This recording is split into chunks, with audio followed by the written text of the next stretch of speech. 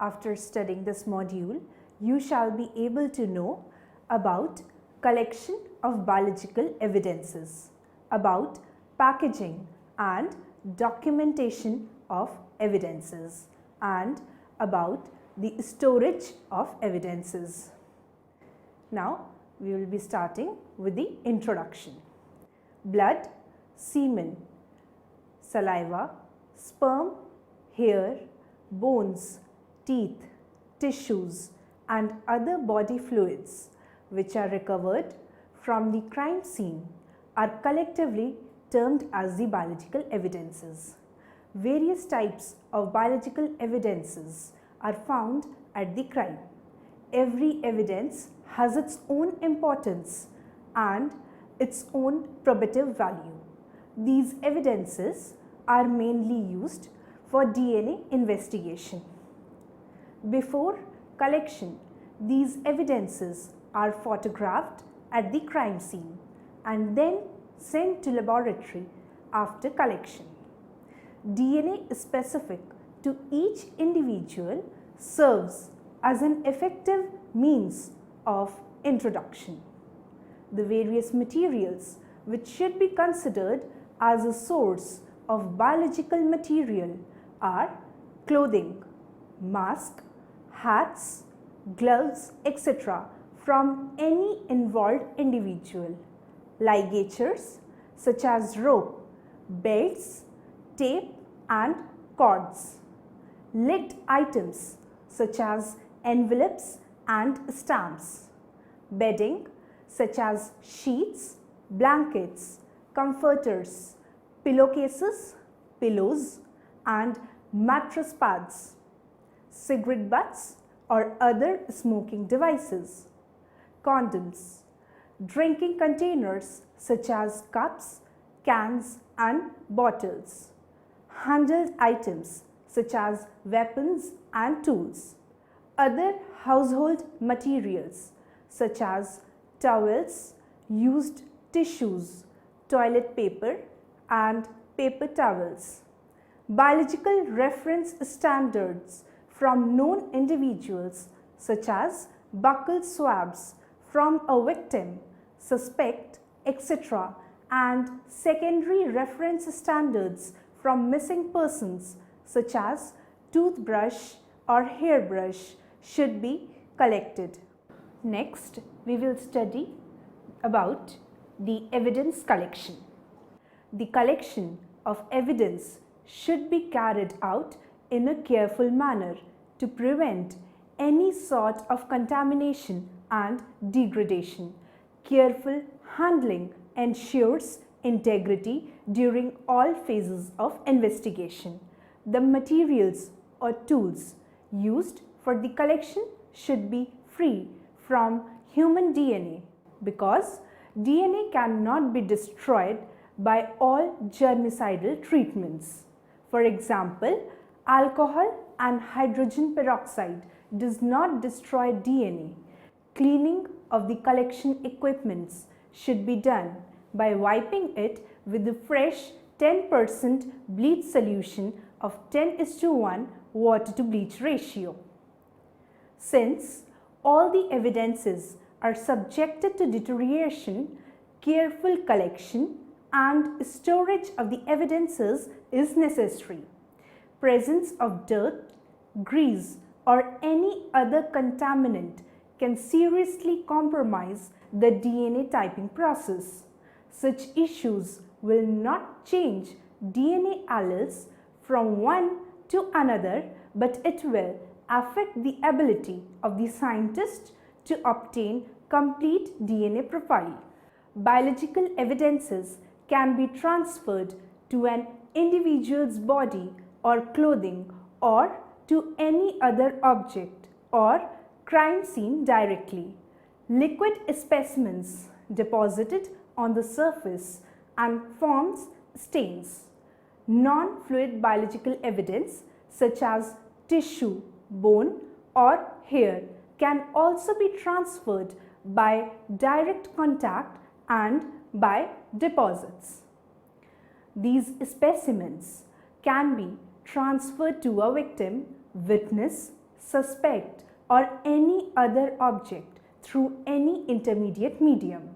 In case of the secondary transfer, direct contact between the original source and target surface is not present. The biological evidence will get absorbed into the surface or will adhere to it. Liquid samples will get absorbed, whereas solid samples will adhere to the surface. The state and condition of the evidence is always kept in mind before application of appropriate method of collection is carried out. Now, we will study about the collection of blood samples. When collecting blood evidences, the investigating officer should establish the location of the evidence and the position of the article with respect to other stationary objects at the scene through copious notes, sketches and photographs. Note the direction, size and the number of stains. Note the condition of the stains, whether they are dry, sticky, wet, crumbling, puckering, contracting or brittle. Note whether the stains are contaminated or exposed to natural elements or heat. The facts should be mentioned in the forwarding letter to the expert.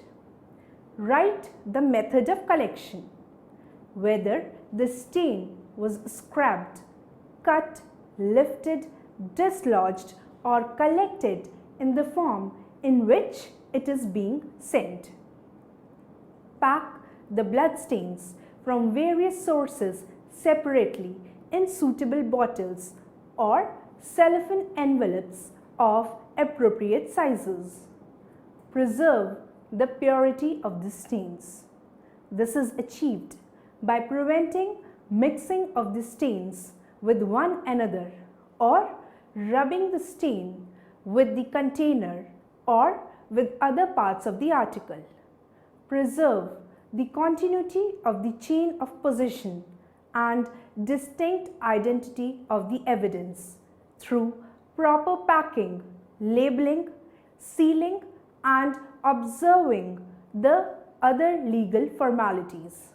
The position of the evidence should be accounted for from the time of recovery to the time of its production in the court.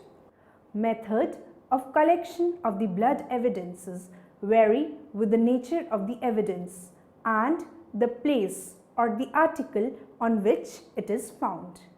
Now we will study about the collection of liquid blood samples. The liquid blood is found at the scene in the form of blood pools.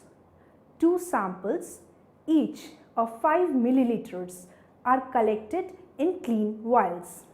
In one, sodium fluoride, oxalate or citrate is added and the other is kept without any preservative. It is preferable to collect and send the liquid blood in sealed tubes without the preservatives. The tubes are cooled in crushed ice contained in a thermos bottle and sent as such to the expert. A third sample is collected on a piece of a clean rag. A stain on a piece of clean white cotton cloth about 3 cm square with some unstained part of the cloth for control test is sufficient. The stain is dried and packed in a clean envelope or bottle.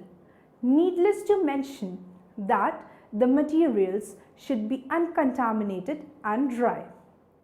If the blood in the pool has dried, about 3 grams of the dried blood is collected. If the blood in the pool is a sticky mass, a piece of cloth is stained in the center of the pool, dried and packed as usual along with the 3 grams of dried blood.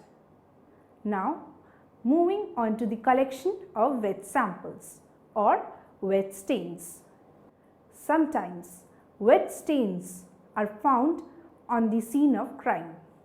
The exact technique for the collection will depend upon the nature of the surface and the quantity of the blood.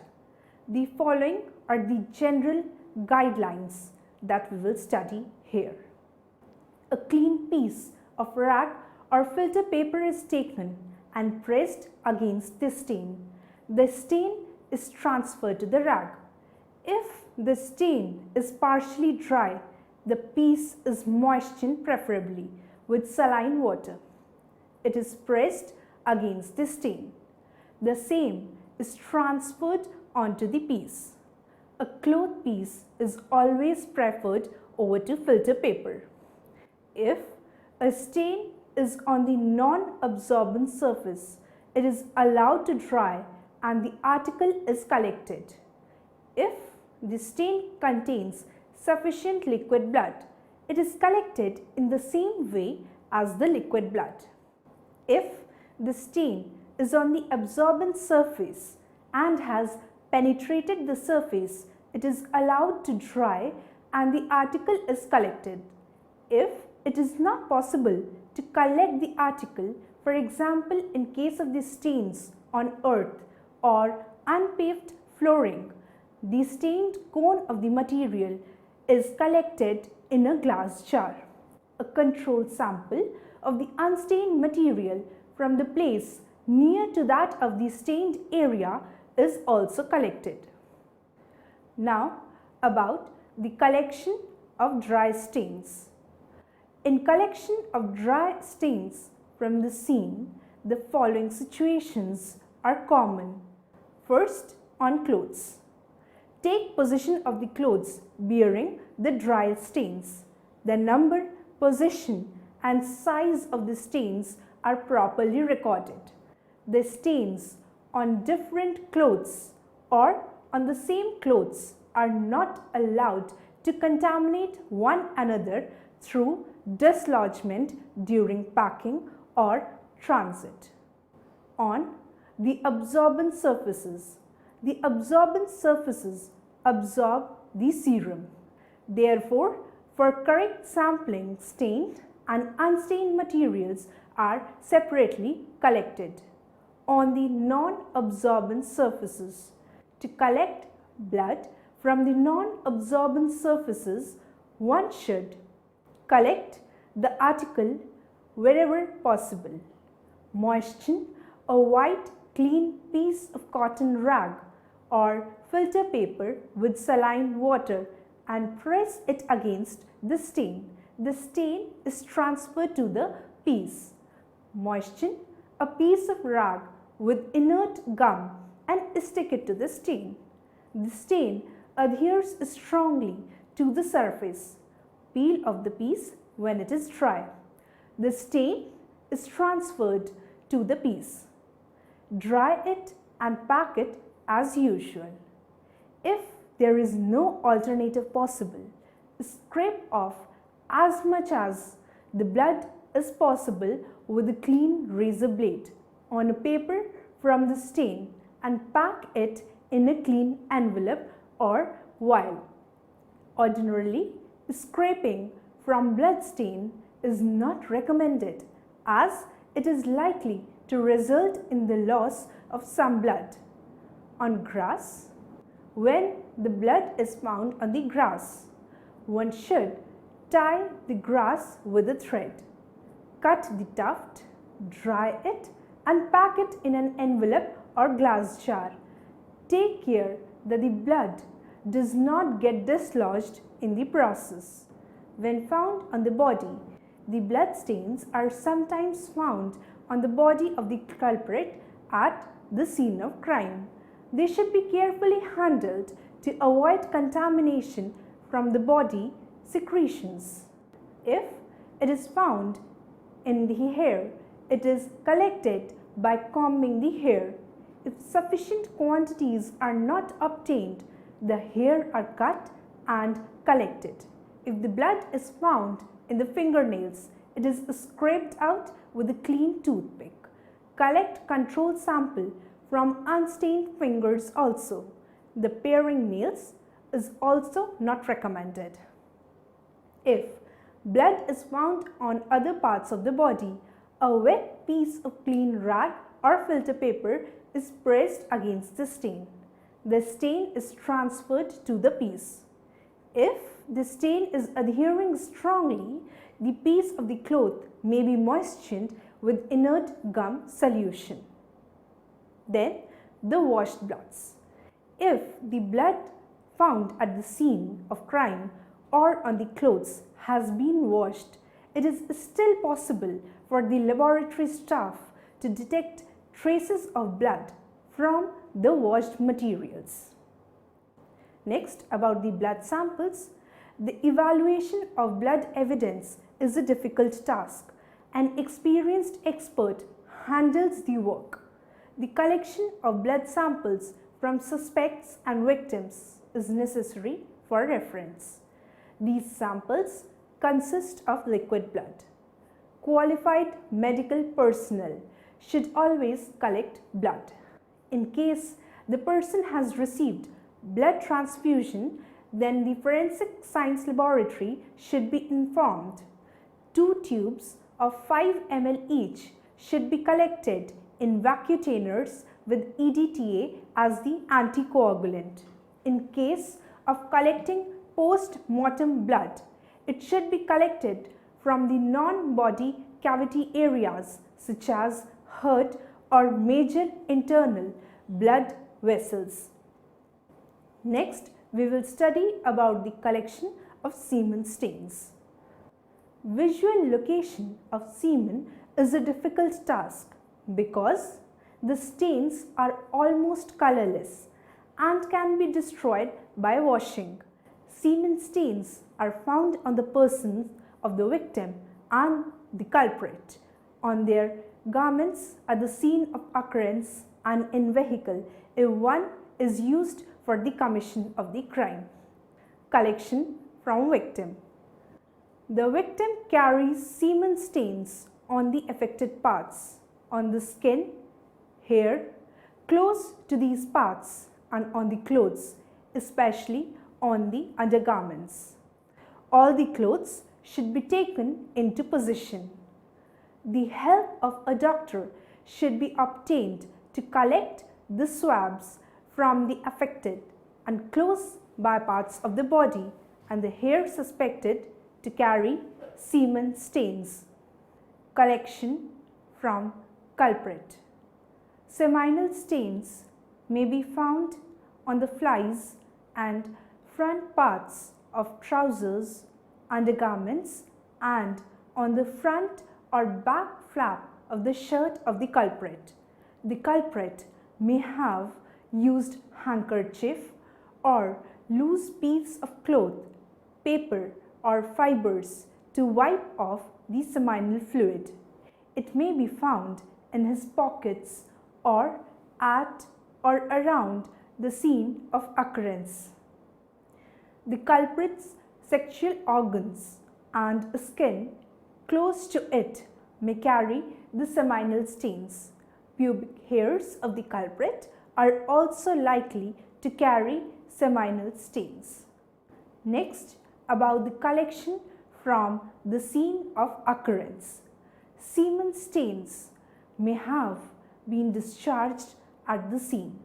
It may be found on the floor, carpet, furniture, bathroom, lavatory, on the bed, on draperies, or on discarded pieces of clothes, garments, and paper lying at the scene, or thrown in dustbins, waste heaps, or closets. If it is an outdoor scene of offense, the semen may be found on the surface, grass, leaves, discarded pieces of clothes, or paper. The victim can help in locating the seminal stains or semen stained articles. If the vehicle has been used for the commission of the offense or crime, it is likely to carry the seminal stains, including the article used for wiping off those seminal stains or fluid. Next, about the clean collection practices. Some of the ways to prevent the contamination and degradation of the biological evidences are: the disposable latex gloves should be used to handle the evidence. When field testing evidence, swab the stain and test the swab rather than directly testing the stain. If the stain is small, it should be tested in a lab rather than in the field. When it is necessary to dampen a swab to collect a dried stain, any source of water that does not contain human DNA is acceptable. Sterile water, distilled water, saline solution and tap water meets this definition. Document which type of water is being used. Dry damp items and swabs. When it is not possible to thoroughly dry the item, packaging such as paper bags will allow the drying process to continue. The wet items may be dried by hanging or by laying out on a clean surface indoors away from the scene of crime. Package each item separately. Other biological samples are also collected in the same manner. Next, we will study about the packaging of evidences. Various points should be considered while packaging the biological evidences at the crime scene. Package evidence and seal the container to protect it from loss, cross-transfer and contamination. Seal the package in such a manner that opening it causes obvious damage or alteration to the container or its seal. Use paper bags, envelopes, boxes and similar materials for all biological evidences. Avoid plastic packaging. Make sure that all swabs and evidences are dry. Package each item separately. Avoid mixing of items to prevent cross-contamination. Swabs collected from a single item may be packaged in the same container. Mark each package with a detailed description that includes the item, location, where it was collected, name of the person who collected it and the date of collection. Seal each package with tape. Staples are not considered a proper seal. All seals must be marked so as to identify the person making the seal. Mark through the seal with name or initials and date. The integrity of the item often is maintained through the package's documentation. The documentation includes all the markings, seals, tags and labels used by all the agencies that are involved. Therefore, it is critical to preserve or document all the packaging and the labels. Next is documenting evidences. Locating or location of the evidences at the crime scene should always be noted down. Photographs and placards should be used to document the location of each evidence. Description of the evidence should be done in detail along with the name of the person who collected it and the date of collection. Sketching of the scene should also be done to record the evidences. Next, we will study about the storage of evidences. Storing evidences during all phases of investigation and litigation is necessary. The evidence should be dried and stored. Storage should be in a facility that minimizes extreme heat and humidity which may lead to DNA damage. Dried and odorous evidences should be kept in a sealed plastic bag. Those evidences which cannot be dried should be frozen.